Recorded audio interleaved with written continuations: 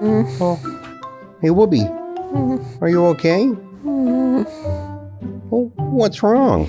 I have to get my hair cut, and I'm nervous. Oh, your first haircut. Well, that's exciting. But I know it can be scary, too. What are you nervous about? What, did you see what they use to cut hair? It's the same thing I've seen used to cut construction paper. On my hair.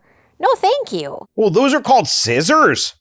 And the ones they use for your hair are a little different. They're so close to my face and my head. What if they hurt me or cut me? Or what if they only cut half of my hair? Or give me a mohawk? Or bangs? Or a perm? Or an updo?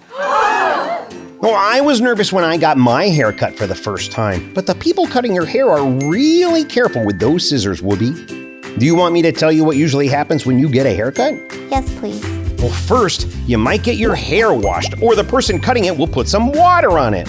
Water? Like a plant? Well, sort of. The water makes it easier to cut with scissors. Go on. Then they cut it, and they'll cut it however you want them to. You or your grown-up can tell them exactly how you like your hair. I like it beautiful. Well, then they'll make it beautiful. And after they cut it, they have to dry it, and that could be a little tricky. Do they use a fan? Well, sort of. They use a hair dryer, and a hair dryer blows warm air on your hair until it dries. Sometimes you'll feel it on your face or your body. What does it feel like? Well, it feels like wind. It's good to dry it so you don't go outside with a wet head. And then what? Well, then you're all done. After you get your hair cut, you won't have hair in your eyes.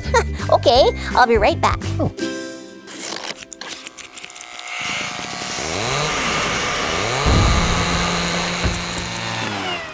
What do you think? You look great! What do you think? It was so easy. I don't know what you were even worried about. Well,